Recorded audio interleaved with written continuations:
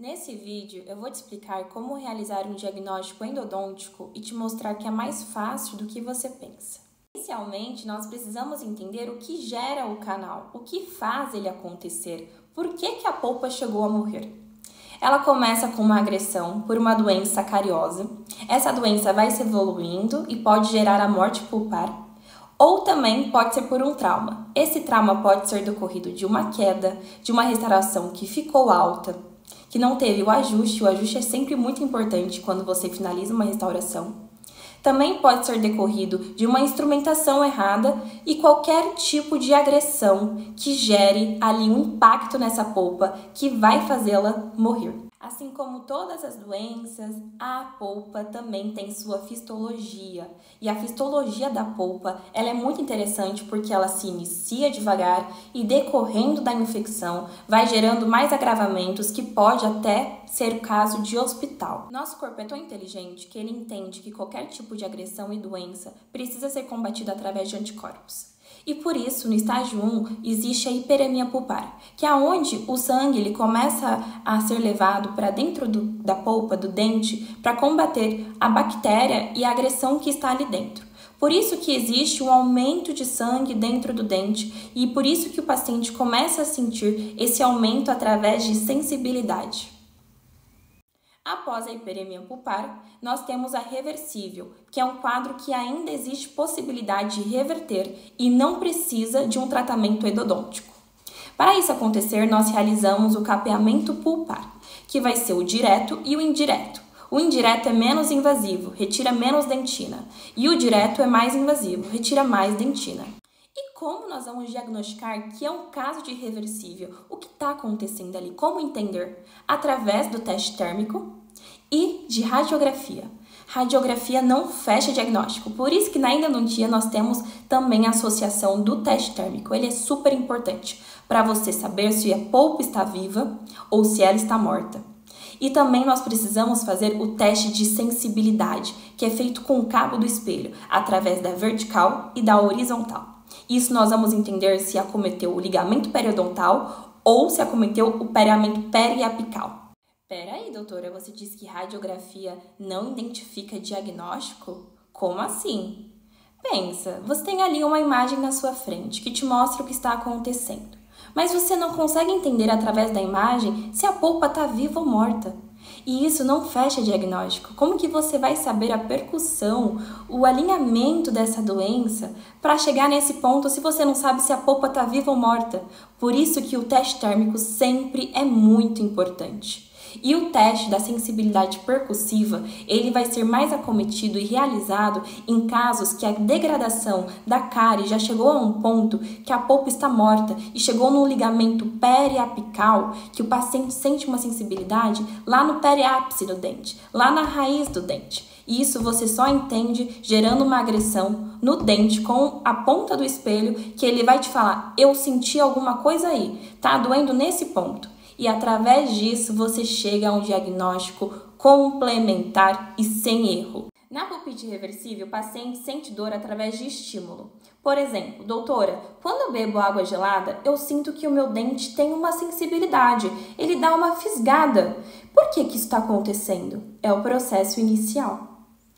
Já na pulpite irreversível, que é o próximo passo que vai decorrendo da patologia, aonde não há possibilidade mais de reverter o quadro e você precisa fazer um tratamento endodôntico, o paciente vai chegar para você e vai falar assim, doutora, eu estou sentindo uma dor imensa nesse dente, ela é constante, ela é aguda, ela é intensa e ela não é combatida com nenhum tipo de analgésico. O que está acontecendo? Entende a diferença? A dor te leva também ao diagnóstico. Você precisa conhecer o seu paciente. Você precisa perguntar qual tipo de dor que ele está sentindo. Sendo essa dor constante, ela pode aumentar com o frio e com o calor. Com o calor, muito mais. E nos estágios finais, o paciente vai chegar no seu consultório, talvez com uma pedra de gelo na boca ou com uma bolsa de gelo e vai falar assim, doutora, a minha dor só é aliviada com o frio. Por que isso está acontecendo? Vamos pensar. Lembra lá no início que eu disse que tinha uma hiperemia pulpar, que é o acúmulo de sangue dentro da polpa, para poder levar esses anticorpos para combater o agressor? É por isso, a polpa ela é muito pequena e ela é muito sensível. Conforme isso foi aumentando o fluxo sanguíneo dentro da polpa. E como o dente ele é pequeno, pense uma panela de pressão. Tem uma pressão sendo acumulada aqui dentro e ela não tem para onde sair. E o dente está com uma pressão gigantesca e essa dor vai aumentando, vai sentindo, vai gerando sensibilidade. E por isso que gera a morte pulpar, que é o último estágio das patologias de polpa viva. Não tem para onde essa pressão sair. A polpa não tem espaço suficiente ali dentro. A agressão já é muito tardia. Então, o último processo é ela morrer. Qual o tratamento que nós vamos fazer nesse diagnóstico? Nós vamos fazer a pulpectomia. Aí começa o processo endodôntico. A gente vai iniciar com a pulpectomia, que é a retirada da polpa, mais a medicação intracanal com ostoporin, mais o selamento provisório, mais o CIV, mais o ajuste oclusal. Nunca se esqueça de colocar o ajuste oclusal, porque isso evita o trauma no dente que pode gerar mais para frente uma morte pulpar. O próximo processo vai ser a pulpite irreversível assintomática, onde o paciente já não sente mais dor, mas a polpa ainda está viva. Está quase chegando a hora dela morrer. Essa é a verdade. E você vai precisar realizar o mesmo tratamento. E você vai fazer essa identificação só se o paciente não sentir a dor. E com o teste térmico você vai saber se ela está viva ou morta e pela radiografia saber se é irreversível. Conversamos bastante sobre as patologias de polpa viva, que são as agudas inicialmente, onde o paciente sente dor. Vamos falar agora sobre as crônicas, onde o paciente não sente dor, mas a polpa continua viva. Hiperplasia pulpar, o pólipo pulpar. Por que acomete pacientes jovens e eles não sentem dor? Por conta que esse processo está em formação de dentina e esmalte e tem uma ruptura coronária muito mais fácil do que em um paciente adulto. A ruptura coronária vai acontecer através de uma imersão de uma massa avermelhada surgindo do dente, que ali vai haver um desconforto do paciente ao mastigar, mas não é dor, porque o nosso corpo é tão inteligente que ele cria uma camada de defesa em cima da polpa, protegendo ela de qualquer exposição. E o tratamento disso vai ser a pulpotomia, que é mais conservador do que a pulpectomia, mais medicação intracanal com ostoporin, mais selamento provisório, mais CIV, mais ajuste oclusal. Nódulo pulpar. Não há necessidade de intervenção endodôntica nesse caso. Começou a formação de dentina dentro dos canais como forma de proteção por conta de uma inflamação que foi acometida nesse canal. E você precisa fazer apenas o acompanhamento. Reabsorção interna. Não sente dor, assim como na hiperplasia pulpar. O paciente vai relatar para você que o dente dele começou a ficar rosa. E por que isso? Começa a ter nesse processo uma reabsorção da dentina, odontoblasto. Isso acomete o dente por conta de um trauma, por conta de uma cárie, de uma doença autoimune. E esse processo ele só é tratado com a pulpectomia. Mais medicação intracanal, que é o ostoporin, mais selamento provisório, mais o CIV e mais o ajuste oclusal. Reabsorção externa. Tanto a externa quanto a interna são radiograficamente identificadas. Na externa, vai acometer a reabsorção da parte externa do dente, que é o odontoclasto, o cemento dele, e por conta de um processo inflamatório. O tratamento vai ser a pulpectomia, mais medicação intracanal com ostoporin, mais o selamento provisório, mais o CIV, mais o ajuste oclusal. Agora um diagnóstico muito interessante de patologia de polpa viva crônica, que muitas pessoas confundem, acaba fazendo um clareamento dental, mas isso não vai funcionar, e eu vou te explicar agora o porquê, que é a calcificação difusa. Esse dente sofreu um trauma, tem um processo inflamatório ali no dente e ele não foi tratado. Com o tempo, começou a formação de dentina para poder combater esse processo inflamatório. E a dentina, ela é amarelada, por isso que esse dente fica mais amarelado. E a única forma de você resolver isso é com uma faceta. Não tem como você clarear esse dente, nem com clareamento dental. Você vai perder tempo. Às vezes você vai até aumentar essa coloração amarelada, porque você vai colocar mais formas de agressão ali dentro da dentina, que vai começar a produzir mais dentina. Então a única forma de resolver esse problema é com uma faceta, não é endodôntico. Assim, nós finalizamos as patologias de polpa vivas pulpares e vamos diferenciá-las das agudas e crônicas. Aguda, dor. Crônica, não tem dor. Aguda, reversível e irreversível. Paciente sente dor. Crônicas, hiperplasia pulpar, nódulo pulpar, reabsorção interna, reabsorção externa e calcificação difusa. Vamos falar agora sobre as patologias periapicais, aonde não está mais o problema na polpa viva e sim na polpa morta, no periápice do dente, lá na raiz do dente. Periodontite apical traumática, aguda, paciente sente dor.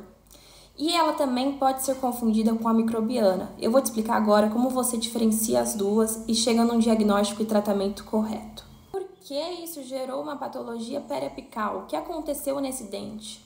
Vamos lembrar quando eu disse que não pode deixar um dente com uma restauração alta sem fazer o ajuste oclusal? Esse ajuste que não foi feito com o tempo, que gerou um trauma, e esse trauma foi até o periápice, que é a raiz do dente, que gerou uma inflamação na raiz desse dente que gera uma dor. E essa dor, com o tempo, vai gerando um estímulo onde a polpa ela acaba morrendo ou não.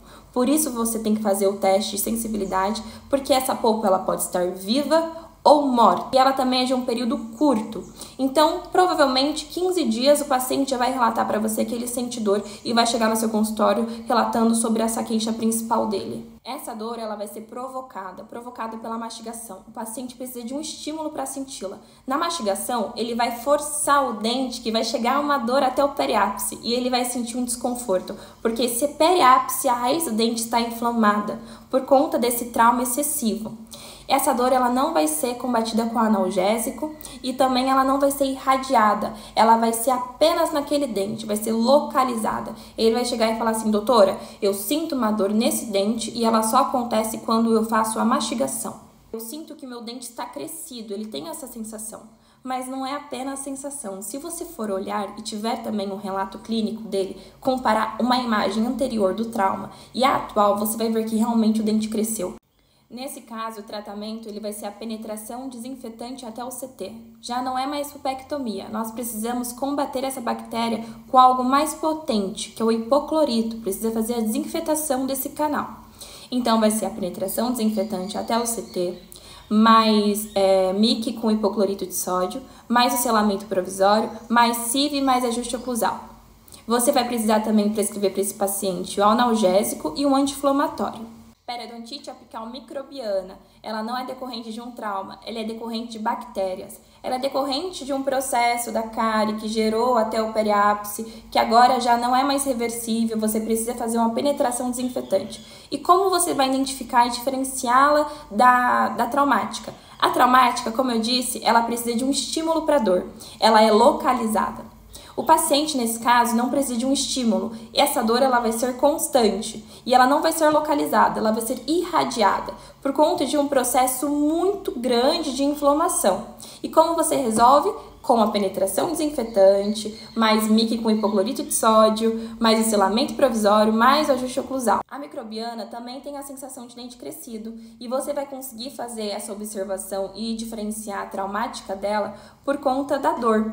Na microbiana, a dor é espontânea e na traumática, ela precisa de estímulo para acontecer. Na traumática, ela é localizada e na microbiana, ela é irradiada. Também, através de radiografias, você consegue perceber lesão na microbiana, diferenciando as duas e trazendo um diagnóstico complementar. Abscesso periapical agudo realmente é um tratamento muito importante, é um diagnóstico que precisa de muita atenção. O paciente vai chegar para você com muita dor, vai ser uma dor constante, irradiada. Ele não vai dizer para você o dente que está doendo. É uma dor pulsátil, que não é combatida com analgésico, porque existe a presença de pus nesse local. Então você precisa fazer a drenagem desse pus para ele parar de sentir essa dor. Existe tanta pressão naquele dente pelo acúmulo de pus que de alguma forma ele precisa sair. Ou ele vai sair através de uma fístula, que vai ser o crônico, mas é o outro diagnóstico que vai definir isso, ou através de uma drenagem via canal. E para tratamento, nós vamos fazer então a penetração desinfetante até o CT, a drenagem via canal, mais MIC com hipoclorito de sódio, mais o selamento provisório, mais o CIV, mais o ajuste oclusal e mais antibiótico.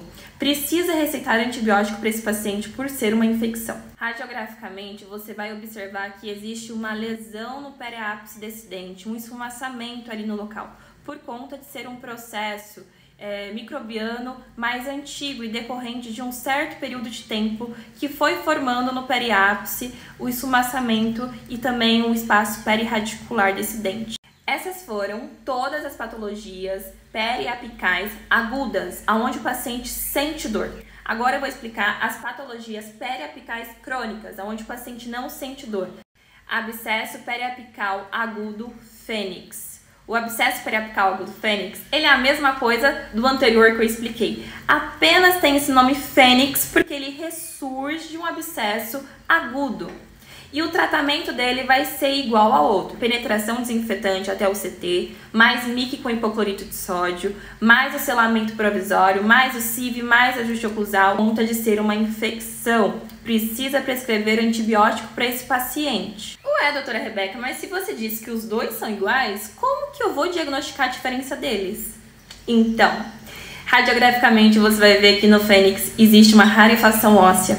Existe um esfumaçamento maior dessa lesão, porque ele ressurge de um agudo. Ou seja, a lesão ainda não conseguiu cicatrizar completamente e ressurgiu ele novamente. E aí vai ter uma rarefação óssea. Isso também te ajuda a diferenciar os dois e ter um diagnóstico mais concreto. Periodontite apical assintomática ou crônica. Lembra que nós comentamos sobre a traumática, a microbiana, agora chegou a vez da crônica, onde o paciente já não sente mais dor. E você vai conseguir observar radiograficamente que existe uma reabsorção do osso na parte ali do ápice, que vai ser uma rarefação óssea, um esfumaçamento maior. Você vai conseguir localizar ele ali no ápice do dente, visto radiograficamente. E o tratamento vai ser a penetração desinfetante até o CT, mais MIC com hipoclorito de sódio, mais o selamento provisório, mais o CIV, mais o ajuste oclusal. Não entra a drenagem mais nesses casos. A drenagem apenas é em abscesso. E a diferenciação entre abscesso e periodontite apical vai ser a presença de pus. Lembrem disso, vocês não vão confundir diagnóstico dessa forma. Abscesso periapical crônico, aonde vai existir a presença de uma fístula na parte extraoral, na gengiva. Ali, através dessa fístula, vai acontecer a drenagem natural e não vai precisar fazer uma drenagem via canal mais, por conta que o corpo, como defesa, criou essa fístula para fazer essa drenagem. Vocês vão perceber radiograficamente também que existe uma rarefação óssea e o tratamento nesse caso vai ser a penetração desinfetante até o CT. Não há necessidade de fazer a drenagem via canal por conta que ela já está acontecendo naturalmente através da fístula, mais MIC com hipoclorito de sódio, mais o selamento provisório, mais o CIV e mais ajuste oclusal. E dessa forma nós finalizamos todas as patologias pulpares e periapicais. Agora, tem só dois acometimentos que podem ocorrer em caso de emergência após um tratamento endodôntico, que é a celulite e a angina de Ludwig. Mas são tratamentos hospitalares que a gente não resolve em consultório, porque realmente é um processo inflamatório muito grande. Então precisa ir para o hospital, fazer um tratamento com médicos e após isso voltar para o consultório para a gente conseguir realizar um tratamento endodôntico melhor. A angina ela vai ser acometida por dois lados da face, vai ser um acúmulo de pus muito grande nessa região e o paciente vai ter um rosto bem inchado aqui, bilateralmente, e você pode prescrever para ele a amoxicilina e o metronidazol e encaminhar para o hospital. E a celulite vai ser unilateralmente, onde o paciente vai ter só o acúmulo de secreção em um lado do rosto. E também é necessário fazer o encaminhamento para o hospital e você pode medicar para ele a amoxicilina e também o metronidazol. Se eles não forem alérgicos à penicilina, né? Se eles forem alérgicos à penicilina, nesse caso você indica a azitromicina. E espero ter ajudado vocês. Essa é a finalização do conteúdo. É muita coisa, mas com o tempo e ouvindo devagar os vídeos, anotando, entendendo, eu tenho certeza que vocês vão pegar muito fácil toda essa matéria. E se vocês gostaram desse vídeo, eu posso gravar mais vídeos relacionados também sobre lesões, sobre outras partes de cirurgia, enfim, falando sobre outros assuntos e também sobre medicações sistêmicas na parte de odontologia. Obrigada!